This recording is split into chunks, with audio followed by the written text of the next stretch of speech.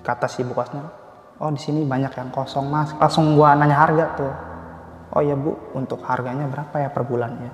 Si ibunya jawab 150.000. Murah banget ya? Iya, di situ gua kaget tuh. Wah, kok bisa gitu 150.000 per bulan? Gua lihat ada putih-putih tuh.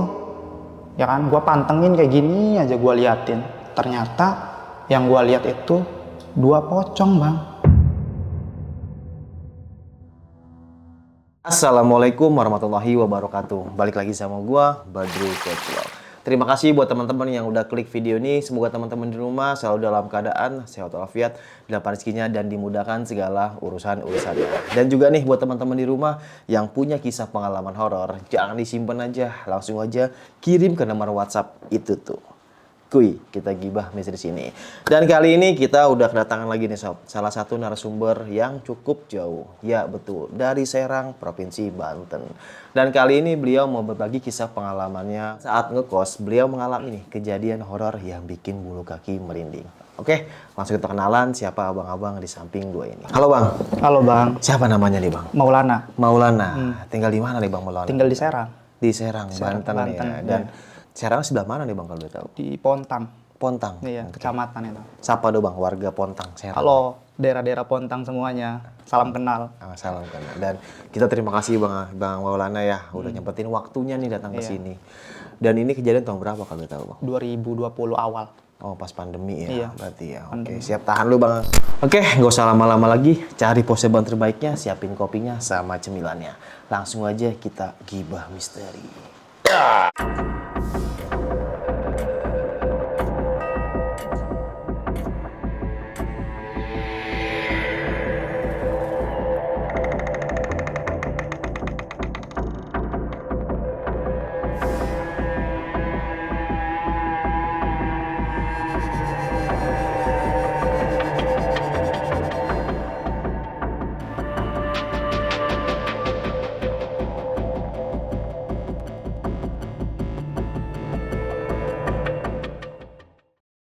Gimana nih bang Maulana, kisah pengalamannya nih? Berawal kan di tahun 2020 tuh, bulan Mei. Pada waktu itu gua baru lulus kuliah SMA tuh. Ya bisa dibilang kalau gua tuh masih fresh graduate lah. Dan di waktu itu juga lagi ada COVID tuh, lagi ada corona kan. Bulan apa tuh? Bulan Mei lah. Iya lagi galak-galak atau COVID. Iya, itu baru awal-awal gitu. Di situ gua sempat mikir tuh, karena ada COVID kan, pasti nyari kerja kan pasti bakal susah banget kan. 3 bulan setelahnya ya kan, sekitar 2020 bulan Agustus tuh, malam minggunya sekitar jam 10-an lah, 10 malam. Gue lagi asik-asik nih bang, main Mobile Legends kan, lagi push rank. Tiba-tiba telepon gue bunyi tuh, berdering kan, ada yang nelpon. Nah gue cek lah teleponnya, ternyata yang nelpon si Rizky tuh. Si Rizky ini teman SMA gue, dia udah kerja duluan tuh di Jakarta kan, di resto daerah Pik. Nah dalam hati gue, ini anak ganggu banget gitu kan. Orang gue lagi asik-asik main Mobile Legends gitu kan, lagi push rank, lagi win streak, ditelepon sama dia. Akhirnya gue angkat lah kan, takut ada yang penting, gue angkat. Dia bilang kayak gini nih ke gue, Maulana, lo mau ikut enggak kerja bareng sama gue? Nah, di resto, di daerah mana kan, kata gue. Oh ini di Pantai Indah Kapuk 2, kata dia. Pik 2. Iya, Pik 2. Kalau lo mau kerja sama gue, lo besok siap-siap tuh. Suruh siap-siap tuh gue kan. Suruh siap-siap berkas-berkasnya sama baju-baju apa aja yang harus dibawa kan. Iya, gue setuju aja tuh. Gue beres-beres dan pada waktu itu di Sherlock tuh kosannya si Rizky. Nah di Sherlock gue cek kan, gue cek di HP, ternyata lokasinya tuh perkiraan 2 jam bang dari rumah gue ke kosan dia kan. Di arah mana tuh kosannya? Di dekat daerah Pik, sekitar 30 menitan lah. Kan tadi kan butuh 2 orang cowok ya. Gue telepon lagi teman satu lagi gue. Jadi namanya si Edo. Nah dia juga teman SMA, tapi dia belum kerja tuh. Gue telepon si Edo, Dok, lu mau ikut nggak besok ke kosan si Rizky? Hah, mau ngapain, kata si Edo kan. Si Rizky nelpon gue, besok kita suruh ke sana, mau kerja di tempat dia. Kalau lu serius, beneran pengen kerja kan, lu sekarang siap-siapin berkas-berkasnya sama baju-baju apa aja yang harus buat dibawa besok tuh. Si Edo pun dia setuju kan, karena dia ngebet banget pengen dapat kerja gitu kan. Besoknya hari Minggunya tuh jam 8 ya kan, gue jemput lah ke rumahnya si Edo kan. Di situ gue udah prepare, si Edo pun udah prepare, semuanya udah prepare ya kan. Gue jemput, di situ kita pamitan ke orang tuanya si Edo kan. Singkat cerita ya kan, gue nyampe nih ke kosannya si Rizky kan. Kan itu kan hari Minggu ya, nyampe ke kosan si Rizky tuh. Besoknya tuh hari Senin kan. Nah si Rizky tuh sekitar jam 8 pagi lah, mulai berangkat kerja tuh. Gue sama si Edo ngikutin dari belakang kan, karena kita mau interview kan hari Senin itu. Pas kita udah nyampe di restonya si Rizky itu, kita langsung dipanggil sama HRD-nya untuk interview kan. Langsunglah kita disuruh masuk ke ruangan, di interview, dan pada waktu itu juga langsung dapat jadwal kerja tuh, hari Rabu dapatnya. Kan itu interviewnya hari Senin ya, dapat jadwal kerjanya hari Rabunya tuh. Kalau tahu itu resto apaan bang? Jadi itu resto kayak masakan daging babi gitu kan, sama daging sapi. Pas pada waktu itu kan kita udah dapet nih jadwal kerjanya kan hari Rabu dari jam 10 siang sampai jam 5 sore. Kita berdua sama si Edo tuh pamitan ke si Rizky tuh, pamitan buat nyari kosan kan. Soalnya kita udah dapet jadwal kerja nih kata gua. Wih, boleh juga lu katanya. Kata si Rizky, yaudah lu hati-hati di jalan, kalau ada apa-apa kabarin gua. Nah itu kita mulai start nyarinya dari jam 10 siang tuh, hari Senin tuh, habis kita interview lah. Kita cari kesana kemari, masuk gang sempit segala macem, belum dapat bang kosannya. Gua cari-cari semuanya penuh, sampai jam tengah 6 tuh. Dari jam 10 siang sampai jam tengah 6 maghrib tuh, belum dapat. Okay. Akhirnya gua mutusin buat pulang ke kosannya si Rizky dulu kan, untuk nginep sementara. Gua sebelum pulang nelpon dulu ke si Rizky kan. Ki, lu lagi di mana? Ini udah pulang kerja, ada di kosan. Ini gua udah nyari kesana kemari belum dapat kosannya. Kata si Rizky, yaudah pulang aja dulu untuk sementara waktu, nginep aja di kosan gua, kata si Rizky kan. Yeah. Besok kan masih ada waktu tuh hari Selasa kan, lu belum masuk kerja kan. Nah di situ lu nyari aja dulu. Pas udah nyampe kosannya si Rizky, gua bilang tuh ke si Rizky kan, kalau besok gua masih belum dapat kosan, kata gua, mas mending gua pulang aja deh ke rumah. Gua nggak enakan kalau lama-lama numpang di kosan lu. Pas besoknya hari Selasanya tuh pagi sekitar jam 8 kan, si Rizky tuh dia mau berangkat kerja kan. Gua pamitan dulu buat nyari kosan lagi ya kan hari Selasanya. Kita cari-cari ya kan kosan lagi sama si Edo. Sampai jam 4 tuh baru dapat hari Selasanya kan. Tertera kan nomor ibu kosnya. Gua save tuh nomornya ya kan. Gua save, langsung gua chat. Nah pas gua chat, Bu ini bener kata saya kan, dengan nama ibu ini dan kosan ini. Oh iya betul mas, kata ibu kosnya ngebales di WA tuh. Oh jadi pas nyari-nyari tuh ada tertera nomor gitu Iya, di kos-kosan? Iya bener. Kata si ibu kosnya, ini dengan mas siapa ya katanya, nanya tuh. Oh ini saya dengan mas Maulana kata gua. Mau nyari kosan satu kamar untuk 2 orang cowok kata gua. Kata si ibu kosnya, oh di sini banyak yang kosong mas katanya. Nah di situ gua nanya harga tuh. Oh ya bu, untuk harganya berapa ya per bulannya? Si ibunya jawab 150.000. Murah banget ya? Iya, di situ gua kaget tuh. Wah, kok bisa gitu 150.000 per bulan? Jadi kan gua nanya Dena kan, dan juga udah dijelasin gitu, 3 lantai segala macam. Dan di situ gua udah tahu kan, karena gua udah ngeliat juga kan. Sebelum itu kan gua bilang tuh ke ibu kosnya, Bu, hari Rabunya gua mau survei nih, ya kan? Mau survei ke situ langsung kan, ngeliat langsung, masuk ke dalam gitu. Oh iya mas, boleh kok kata ibu kosnya. Hari Rabunya paginya tuh gua pamitan tuh sama si Rizky kan. Gua kasih tahu ke si Rizky, Ki, gua udah dapet kosan nih kata gua kan. Harganya 150.000 per bulan. Si Rizky kaget dong. Hah, seriusan lu katanya. Hoki amat dapet kosan di Jakarta harganya 150.000 gitu kan. Kata gua, hoki apaan? Orang dari kemarin gua udah nyari seharian belum dapet gitu kan. Di situ dia bilang tuh ya kan, setahu gua di Jakarta itu kosan paling murah 300 harganya kan, selama dia kerja di situ. Dengar-dengar dari teman. Tapi kok bisa lu dapet harganya 150.000? Jadi dia ngerasa aneh gitu kan. Kita pamitan lah hari Rabunya tuh pagi sekitar jam 8, Ki. Gua mau survei dulu ya ke kosan baru kita yang mau kita tempatin gitu. Oh yaudah katanya, lu hati-hati di jalan. Jam 8 itu sama si Edo tuh naik motor tuh survei kan ke kosannya. Pas selama di perjalanan itu ya kan, si Edo tuh sempet nanya ke gua, katanya, Maulana, ini bener kosannya lewat sini kan? Iya bener katanya. Kata si Edonya padahal di map tuh sekitar 3 menit lagi tuh mau nyampe ke kosan. Tapi samping kanannya itu TPU.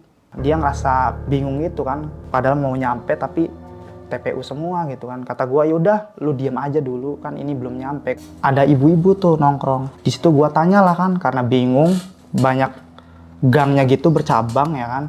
Gua nanya, "Bu, ini alamat kosannya di mana ya?" Kata dia, "Oh ini Mas, nanti belok ke kanan," katanya. Di situ dia nanya tuh, "Oh Masnya mau ngekos di sana ya?" "Oh iya betul Bu," katanya. "Kalau mau ngekos di sana hati-hati ya Mas," katanya. "Oh emang kenapa ya Bu?" "Enggak kok, enggak kenapa-napa," katanya. Kayak ada yang ditutup-tutupin gitu. Nah, akhirnya gue lanjutin kan perjalanan gue. Di situ kan tadi ibu-ibu bilangnya belok kanan ya. Nah gue ikutin lah kata ibu-ibu itu belok kanan. Dan setelah itu udah kelihatan tuh kosannya kan. Sampailah kita di depan gerbangnya. Gue kabarin kan pas udah nyampe di depan kosnya itu. "Bu, ini saya dengan Maulana yang kemarin udah janjian sama ibu mau survei." "Oh iya," kata ibu kosnya, "masuk aja Mas Maulana," katanya. Akhirnya gue sama si Edo tuh masuk ke kosannya kan. Disuruh naik ke lantai 2. Jadi kamar ibu kosnya itu di lantai 2 Bang. Di dekat tangga. Oh, ibunya tinggal di situ juga? Iya, tinggal di kosan itu juga. Kalau boleh tahu kos-kosannya gimana tuh Bang bentuknya? Jadi kosannya itu ya terdiri dari 3 lantai Bang. Di bentuknya letter L gitu setiap lantainya. Terdiri dari 5 kamar ya kan. Banyak ya? Iya, banyak banget tuh. Jadi semuanya 30 kamar. 30 kamar? Iya, 3 lantai itu. Pas waktu itu gua samperin kan ke lantai 2. Jadi kamar ibu kosnya itu ada di lantai 2, deket tangga. Pas gua tanyain lagi ternyata bener, nggak bohong. Harganya 110.000. Langsung lah gua kasih tuh uang cash ya kan. Waktu itu langsung lah kita dikasih kunci kamar kosnya. Jadi gua milihnya itu di lantai 3 Bang. Gua sama si Edo tuh milihnya di lantai 3, di deket tangga. Yang buat kita tempatin nanti. Sebelum ibu kosnya ngasih kunci tuh ke kita, ibu kosnya ngasih pantangan kita berdua yang harus kita lakuin selama kita ngekos di situ. Oh, dikasih pantangan? Iya. Jadi gini pantangannya, "Mas, kalau mau ngekos di sini harus dilakuin nih. Ada 3. Yang pertama ya kan, kalau udah memasuki waktu maghrib, jangan lupa tutup pintu kamar kos, jendela sama hordengnya juga." Itu yang pertama ya. Nah, yang kedua, kalau udah habis dari toilet, jangan lupa tutup pintu toiletnya. Yang ketiga, pas mau tidur, jangan lupa baca doa. Nah, itu pantangannya 3 itu. Di situ gua nggak mikir yang aneh nih, Bang. Soalnya kan gua di rumah juga ya kan. Kalau udah masuk waktu maghrib, pasti gua tutup kan pintunya. Jadi gua nggak mikir yang negatif lah.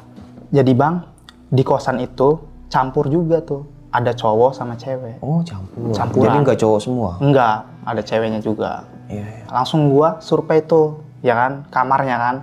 Gua naik lagi nih ke lantai 3 kan. Tadinya kan dari lantai 2, lantai 3. Pas gua buka pintu kamarnya, ya kan, yang gua lihat itu ternyata dengan harga 150.000, gua udah bisa dapet kasur lantai 2, ada bantal biasa 2, toiletnya ada di dalam kamar, sama dapurnya juga ada meskipun kecil. Di situ gua ngerasa kaget, Bang. Kok bisa gitu dengan harga 150.000 dapat fasilitas lengkap itu. Si Edo pun dia kayak ngerasa bingung gitu kan. "Wih," katanya, "ini beneran Maulana," katanya. "Harga 150.000 dapat kayak ginian," katanya kan. Dia ngelihat banyak banget kan fasilitasnya. Kayak serasa mimpi gitu, dapat 150.000 dapat fasilitas lengkap kayak gitu ya. Iya, jarang-jarang itu. Itu kan hari Rabu ya. Jadi pas kita lihat fasilitas lengkap itu tuh nggak langsung bersih-bersih, Bang. Jadi kita mutusin buat tiduran dulu kan, istirahat. Soalnya kan jam 10-nya kan kita mau berangkat kerja, Bang, hari Rabunya itu. Pas jam 10-nya kita berangkat nih, pulangnya jam 5 sore. Barulah tuh kita beres-beres. Di situ gua nyapu, dia ngepel, si Edo tuh. Bersihin sawang segala macem, ngelipetin baju, naruh ke tempat yang buat kita tempatin bajunya kan. Itu posisinya jam 5 sore, kita start beres-beres tuh.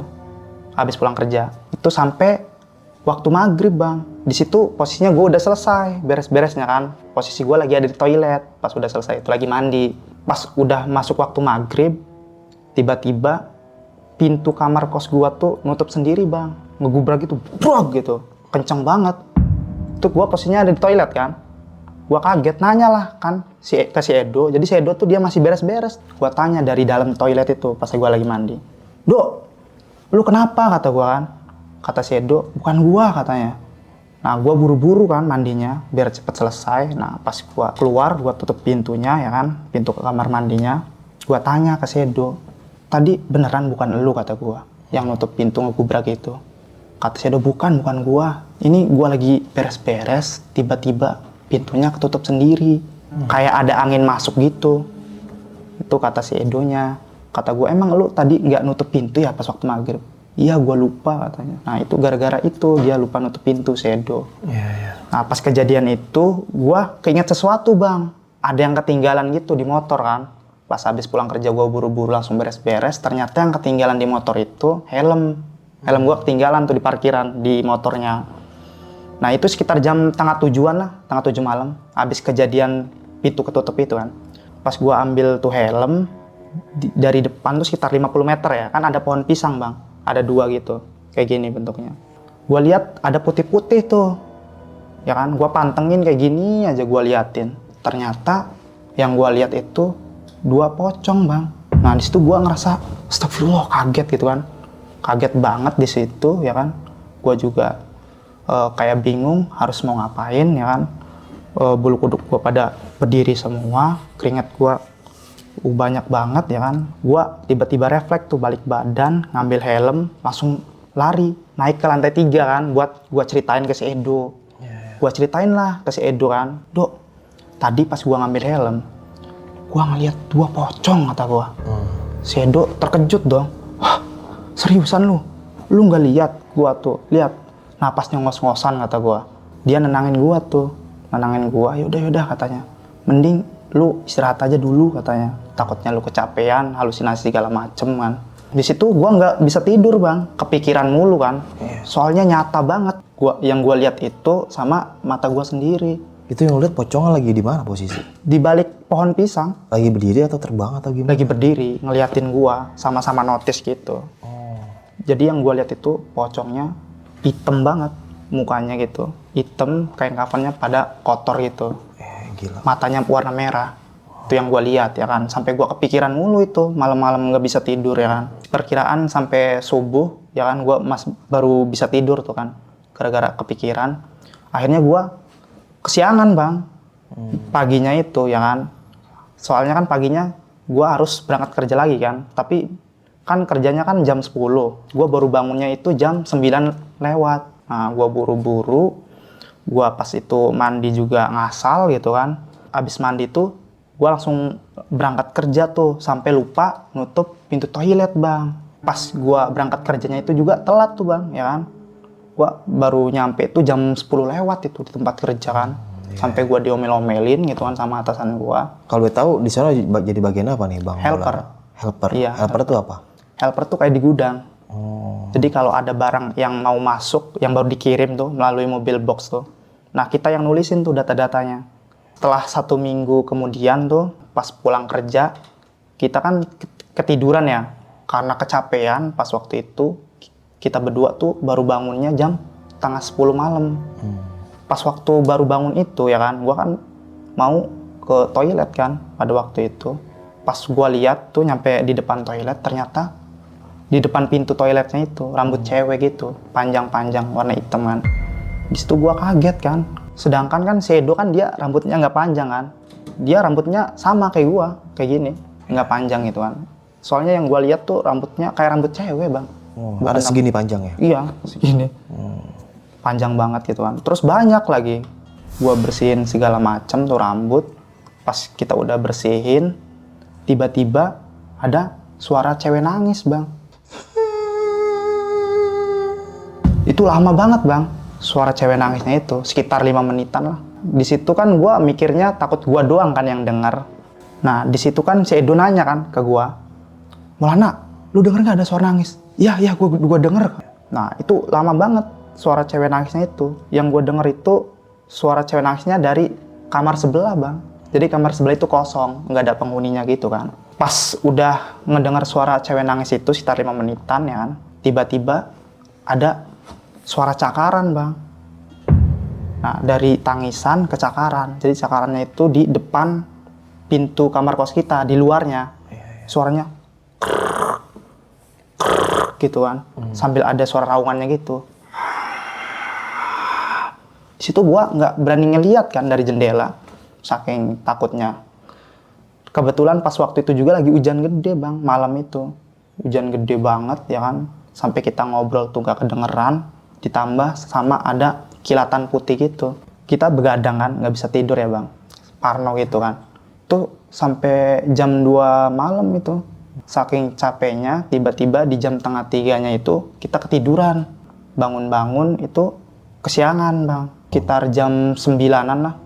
Pas gua baru bangun itu ya kan, tiba-tiba ada bercak darah tuh dari mulai pintu kamar kos sampai pintu toilet. Tuh gua mikir kan bang, oh mungkin ini darah si Edo gitu kan. Gua tanyain, Dok, ini darah lu bukan? Kata gua. Wih bukan katanya. Awalnya gua nggak expect kalau itu darah kan, tapi pas gua teliti-teliti ternyata emang bener darah, baunya amis banget kan.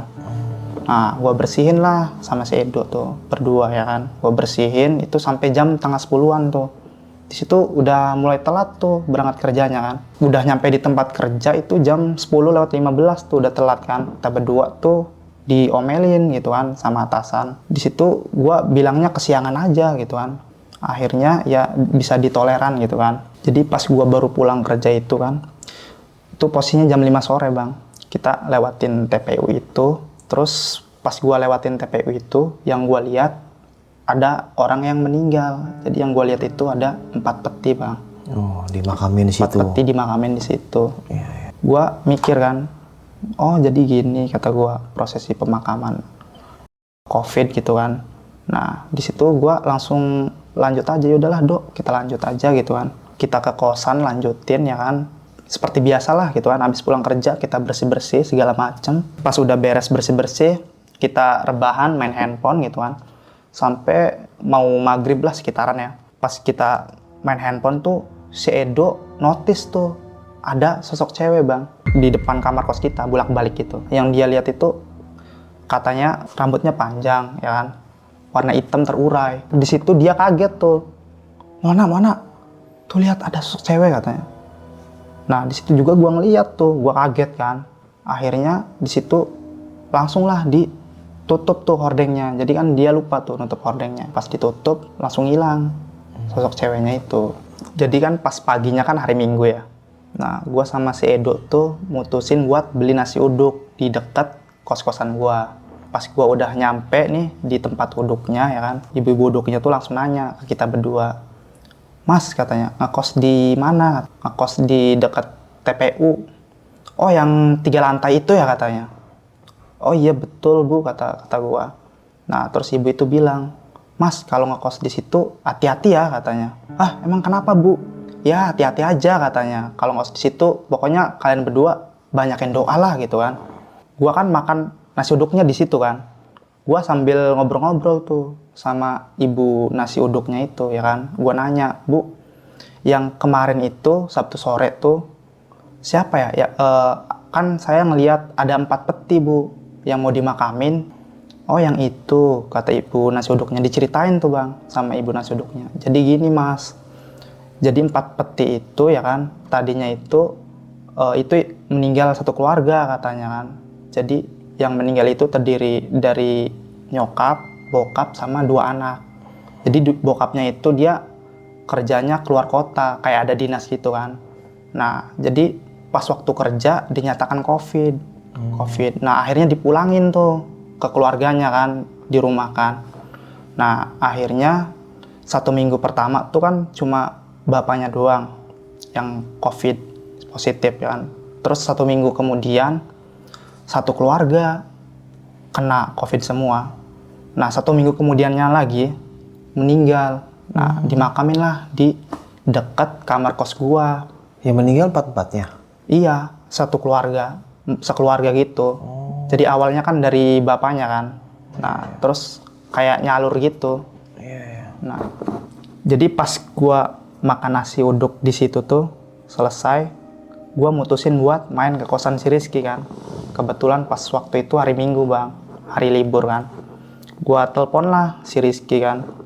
Ki, lu lagi di mana? Kata gua. Ini gua lagi di kosan katanya. Kata gua main ya ke kosan lu. bareng sama si Edo, kata gue. Ya udah, sini aja, mumpung lagi libur kan. Gue main lah ke kosannya si Rizky tuh pada waktu minggu itu kan. Nah, jadi kan gue OTW nih ya kan ke kosannya si Rizky. Nah, pas gue baru nyampe di kosannya si Rizky, situ gue ceritain semua bang kejadian horor gue ke si Rizky ya kan. Situ si Rizky nyaranin gue buat nyari kosan lagi bang. Dan kita langsung nyari kosan pada hari itu juga. Ya kan, mumpung lagi libur gitu kan. Jam 11 siang kita mulai nyari kosan ya kan.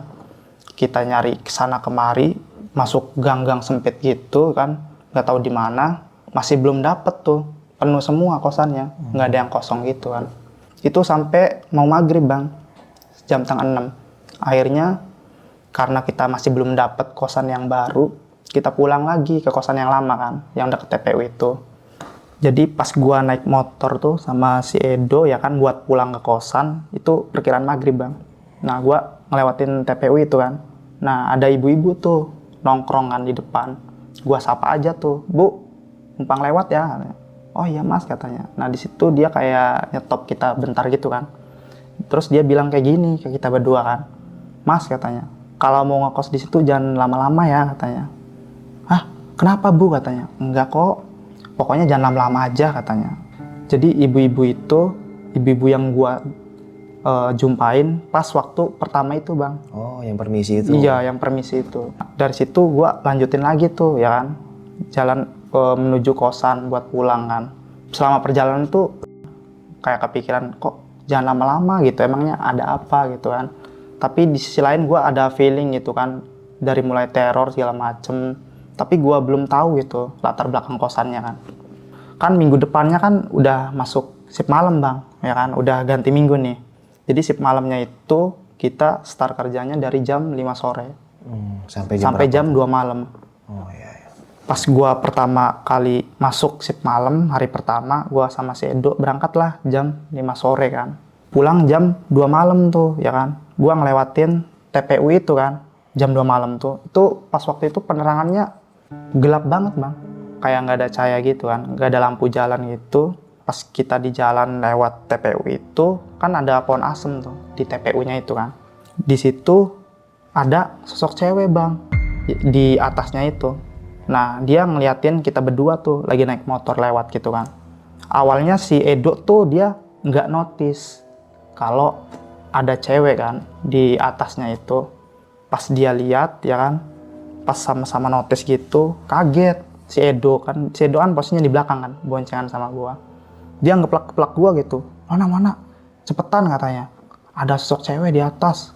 Ketawa itu ceweknya, melengking banget ketawanya. Gua di situ kedengeran ketawanya kan, soalnya keras banget. Gua refleks langsung ngebut gitu, biar cepet nyampe di kosannya kan. Nah pas gua udah nyampe di kosannya, ya kan, gua naiklah ke lantai 3 kan. Jadi kamar gua kan ada di samping tangga kan, sama jemuran juga. Pas gua naik ke lantai 3, langsung dikagetin lagi tuh, ya kan. Yang tadinya ceweknya itu ada di pohon asem, pas gua udah nyampe kosan nih, ceweknya ada di samping jemuran tuh. Tapi yang gue lihat itu pas waktu itu ceweknya yang di samping jemuran tuh badannya ngadep ke depan, tapi kepalanya ke belakang gitu, jadi muter 180 derajat gitu. Jadi yang gue lihat cuma rambutnya doang panjang sampai sepantat gitu. Nah yang gue lihat rambutnya warna hitam panjang terurai gitu kan. Di situ gue kaget tuh, astagfirullah kata gue. Langsung lah gue sama si Edo tuh masuk ke kamar gitu kan, langsung gua kunci segala macem. Di situ kita berdua tuh bertanya-tanya, kita habis ngelihat apaan ya Dok, kata gua. Gak tahu nih, kayak serasa mimpi aja gitu kan, kayak nggak nyata gitu kan. Pas sebelumnya itu gua nanya-nanya ke si Edo tuh, cewek itu ketawa lagi tuh, kenceng banget ya kan. Nah di situ gua ngerasa parno, sampai akhirnya kita mutusin buat begadang lah, ya kan, sambil yasinan segala macem sampai pagi bang, jam 4. Begadang sih. Iya begadang. Nah itu baru mulai berhenti tuh sosok ceweknya tuh, suara ketawanya tuh. Di situ kan gue kecapean kan bang, karena kita begadang sampai pagi, sampai ketiduran gue sama si Edo tuh. Pas waktu jam 4:30 lah, jam 5-an tuh, tiba-tiba ada suara orang nyapu bang di lantai 3 itu di depan kamar kita. Berisik banget kayak srok gitu kan. Di situ kan kita berdua sama si Edoan lagi tidur tuh, ya kan? Lagi tidur. Di situ Awalnya gua kebangun tuh gara-gara berisik kan, ada suara orang nyapu. Di situ gua bangun, gua tanya tuh, jangan ke Sedo, Dok. Sedo posisinya lagi tidur kan, gua bangunin, Dok, lu denger nggak ada suara orang nyapu? Itu jam 5 pagi bang posisinya. Kata si Edo, iya denger kok katanya. Gua nyuruh si Edo, coba lu lihat dari jendela kata gua. Udahlah katanya, orang gua lagi tidur kayak gini malah lu ganggu gitu kan. Pas hari awal itu gua masih belum berani bang buat ngeliat ke jendela gitu kan. Pas hari keduanya ya kan masuk shift malam lagi nih. Hari kedua masuk shift malam. Kan jam 5 ya kita startnya kerjanya. Jadi pas pulangnya itu ya kan sekitar jam 2 malam tuh gua kan naik motor lewat TPU itu lagi bang. Di situ gua diliatin lagi sama sosok cewek kan. Itu di depan jalan.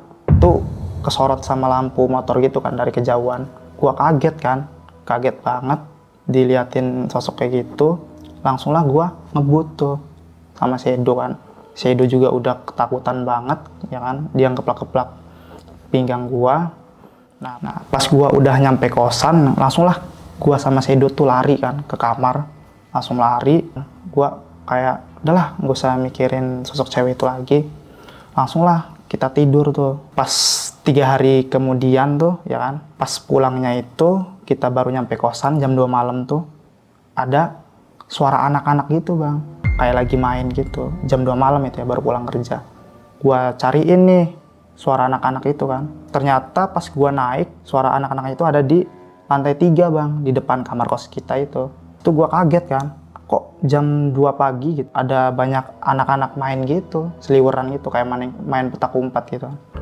Nah di situ gua tanpa memperdulikan kan, langsung masuk kamar. Tapi pas waktu masuk kamar itu gue mulai sempat kepikiran gitu kan. Soalnya sebelumnya gue belum pernah nih lihat anak-anak sebelumnya kan. Kok bisa ada banyak anak-anak pada main gitu jam 2 malam. Kita nggak bisa tidur kan. Tapi gue paksain lah tidur gitu. Ini kayak nggak ada yang beres gitu kan. Pasti ini bukan orang. Gue paksain merem gitu. Tiba-tiba ketiduran. Karena saking capeknya ya kan kerja sampai jam 2 pagi gitu kan. Akhirnya pas paginya itu jam 5 pagi tuh ada suara orang nyapu tuh. Gue yang tadinya ketiduran tiba-tiba kebangun. Gue liatin lah langsung kan ke jendela. Pas gue liat itu ternyata nenek-nenek yang gue liat itu. Di situ dia natapnya kayak marah gitu kan. Kayak pantangan kita tuh kayak gimana ya, sering diabaikan gitu. Jadi selama kurang lebih 1 bulanan ya kan gue ngekos di situ. Gue ngerasa kayak kurang nyaman gitu kan ngekos di situ karena ada banyak teror banget gitu kan yang sangat intens. Setelah 3 harinya itu gue sama Edo kan masih shift malam nih, pulangnya jam 2 malam kan. Selama di perjalanan tuh kita nggak ada apa-apa bang, nggak ada kendala apa-apa ya kan. Pas udah nyampe kosan si Edo tuh langsung BAB, dia kebelet kan, baru pulang di kosan langsung BAB sekitar jam 3-an lah. Nah, dia pas waktu BAB itu kayak ada yang ngeliatin gitu dari ventilasi toiletnya. Awalnya dia kayak nggak peduli gitu kan. Nah, tapi lama-kelamaan kayak ganggu banget bang. Kayak ganggu banget, akhirnya dia memberanikan diri untuk langsung lihat ke ventilasinya. Ternyata pas dia lihat di ventilasinya itu, dia ngeliat sosok cewek. Nah, di situ udah jelas, udah bisa dideskripsikan tuh mukanya kan. Nah, yang dia lihat itu sosok ceweknya mukanya hancur bang, penuh luka, pada lebam gitu ya kan. Terus ekspresi mukanya itu kayak sedih gitu, kayak penuh masalah gitu kan. Rambutnya panjang gitu, warna hitam terurai. Nah dia bingung antara dia jongkok sampai pagi gitu kan, atau dia kabur tuh. Akhirnya di situ dia refleks tuh, langsung kabur. Nah langsung kabur ke tempat tidur dia. Pas paginya itu ceritain ke gua kejadiannya itu. Pas waktu semalam itu dia ngelihat sosok cewek itu kan ditampakin, katanya jelas banget segala macem. Sampai pas waktu tidur itu ke tempat tidur tuh katanya dia ketindian, rep-repan gitu. Di situ dia kan ketindian ya. Jadi yang dia lihat tuh kayak ada sosok cewek gitu di depannya gitu kan. Dia mau bangunin gua nih, mau teriak segala macem tapi nggak bisa. Setelah kejadian itu ya kan, si Edo yang tadinya orangnya periang ya kan, tiba-tiba pendiam tuh, diem aja kayak nggak ada semangat hidup gitu kan bang. Nah di situ dia minta pindah mulu bang, kayak yuk pindah kosan aja katanya, nggak tahu itu kena mental gitu atau kena gangguan segala macem. Tapi di situ gua dalam hati bilang kan, padahal mah sayang banget gitu kan, mana ada kosan di sini yang harganya 150.000 kan. Pas minggu depannya itu jam 2 malam ya kan, gua mimpi si Edo kalau si Edo tuh mau loncat tuh dari lantai 3. Nah gua kebangun, pas gua lihat di samping kiri gua ternyata nggak ada si Edo tuh. Nah pas gua keluar ternyata yang di dalam mimpi itu bener tuh, si Edo mau loncat. Gua lari ya kan, langsung gua tarik, ngapain lu Do, kata gua kan. Gua masukin langsung tuh. Nah di situ gua nanya kan, Do lu ngapain di luar jam 2 malam mau loncat dari lantai 3, kata gua kan. Terus si Edo dia diem aja tuh, tatapannya kosong ya kan. Nah di situ gua mulai sadar kan dia kerasukan. Gua bacain ayat kursi itu jam 2 malam tuh sekitaran. Sampai pagi tuh gua bacain ayat kursi, Yasin, Al-Fatihah segala macem. Nah dia sadar tapi ketiduran kan. Nah pas paginya itu dia kebangun. Gua tanya tapi udah sadar tuh. Gua tanya dia jawab kan, Dok lu semalam ngapain sih, kata gua. Di luar diceritain lah sama si Edo kan.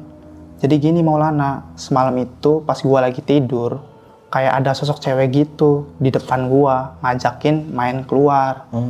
Awalnya gua nggak mau tuh, tapi akhirnya gua terhasut ya kan, maulah. Nah sosok cewek itu keluar, dia ikutan keluar tuh. Yang dia lihat, si Edo lihat tuh, pas waktu keluar sosok ceweknya itu loncat tuh dari lantai 3 kan. Si Edonya mau ngikut loncat juga kan. Untungnya di situ kan gua kebangun tahu kalau si Edo tuh mau loncat dari mimpi itu kan. Setelah gua tahu kondisi si Edo makin parah ya kan, makin kesini, akhirnya gua mutusin diri buat udahlah, kata gua, fix ini mah gua pulang aja gitu ke rumah ya kan. Gua kasih tuh kunci kamar kosnya kan ke ibu kosnya kan. Di situ dia nanyain tuh ke gua, ibu kosnya, katanya kenapa kok mau pulang, katanya. Teman saya lagi sakit nih, demam gara-gara semalam kerasukan. Emang kerasukan apa? Katanya sosok cewek. Nah di situ dijelasin tuh sama ibu kosnya. Jadi gini Mas Maulana, sebelum Mas Maulana ngekos di sini ya kan, dulunya itu di kamar sebelah kamar Mas Maulana itu tadinya ada seorang cewek yang ngekos di situ. Dia orang Lampung kan, dia di situ kerja tuh. Di Lampung kan punya keluarga, tapi keluarganya itu COVID tuh, keluarganya meninggal lah ya kan. Tapi pas waktu itu dia nggak bisa pulang kan ke Lampung, karena kan pas waktu itu Jakarta ke Lampung kan harus butuh surat vaksin, PCR segala macam kan. Lagi ketatnya itu. Pokoknya biayanya mahal dan prosesnya juga sangat ribet kan. Pengennya pas waktu meninggal itu dia ngeliat tuh ya kan, untuk terakhir kalinya lah, tapi kan nggak bisa ya. Nah dia sebatang kara tuh ya kan di kosan. Dia depresi ya kan, dia nggak punya siapa-siapa lagi. Akhirnya di situ kata ibu kosnya, dia loncat dari lantai 3 itu dalam keadaan menstruasi pada waktu itu. Nah di situ gue baru tahu, oh jadi selama ini sosok cewek itu ternyata korban bundir. Gue beres-beresin bang bajunya kan, udah gue kasih tuh kunci kamar kosnya kan ke ibu kosnya. Gue beresin semua, kita mau pulang ke rumah. Gue telepon si Rizky kan, habis beres-beres itu, kalau gue tuh mau nginep sementara kan di kosannya si Rizky. Nah akhirnya si Rizky ngizinin lah kita berdua untuk nginep sementara. Nah di situ gua nginep cuma 2 hari bang, sambil nyari kosan baru lagi. Dan alhamdulillahnya gua dapet tuh kosan lagi bang, harganya sekitar 450 tuh. Oh lebih mahal ya? Iya lebih mahal lagi kan dari sebelumnya. Nah sampai udah putus kontrak 4 bulanan gitu kan. 4 bulan. Iya. Akhirnya di situ gua pulang lah ya kan, gua pulang ke rumah. Habis putus kontrak itu karena nggak lanjut gitu kan. Oh, ke rumah yang di Serang. Iya. Nah nih bang, pas lu mutusin buat pindah dari kos-kosan yang itu tuh ya, yang 150.000 ya? Iya, betul. Terus ke kos-kosan yang baru nih. Nah itu kondisi si Edo gimana tuh? Kondisi si Edo, dia pendiam banget orangnya. Oh masih pendiam? Masih pendiam. Dia kayak masih kepikiran gitu, kayak ada rasa trauma gitu. Sama teror-terornya yang sangat ya pokoknya nggak masuk di akal lah gitu, kayak mimpi. Tapi pas di kos-kosan baru ditampakin juga. Paling pas di kosan baru sih cuma bayang-bayangannya doang gitu. Kayak ada rasa halusinasi gitu si Edo. Kayak ngeliat sesuatu, tapi gua nggak lihat gitu, cuma si Edo doang yang lihat. Oh, sampai ke bawah Iya, ya. sampai ke bawah ke kosan baru, bayang-bayangannya gitu. Kalau boleh tahu itu kan kos-kosan 30 pintu ya. Iya. Itu 30 itu keisi. Nggak penuh semua sih. Nggak penuh. Di lantai 3 aja yang keisi tuh cuma 3 kamar doang dari 10 kamar. Iya, iya, berarti kosong ya banyak. Kosong. Ya. Jadi 7 kamar yang kosong di lantai 3. Nah nih Bang Maulana, pas terakhir lu pindah ke kos-kosan itu, sempet Bang main lagi ke tempat itu? Enggak sih. Oh enggak. Iya, karena takut banget gitu kan. Iya. Tapi lingkungan kos-kosan itu ramai Bang, maksudnya kan ini kos-kosan nih. Iya. Dua gedung ya tadi lu bilang ya. Iya. Nah depan-depan lingkungannya ini ramai. Enggak, pemukimannya dikit banget. Oh dikit. Iya. Iya iya. Karena daerah Pik 2 itu masih sepi sih emang daerah-daerah Kabupaten Tangerang ya. Oke, mungkin sekian nih kisah pengalaman yang dialami sama Bang Maulana ini. Bisa kita ambil segi positifnya, buang jauh-jauh negatifnya. Ya, tetap bersabar ya teman-teman ya. Ya, buat para pejuang keluarga nih, mungkin yang lagi ngerantau, yang dapat tempat yang agak sedikit horor-horor syahdu, ya sabar-sabar aja. Selalu perbanyak baca doa dan ibadah lah pastinya, biar jangan takut lah sama setan. Kalau ngeri sih wajar. Tetap sabar dan tetap berusaha. Oke, sampai jumpa di kisah selanjutnya. Wassalamualaikum warahmatullahi wabarakatuh. Maaf ya, agak sedikit enak badan. Oke, Bang, makasih banyak Bang Maulana ya. Siap, makasih atas undangan. Dadah.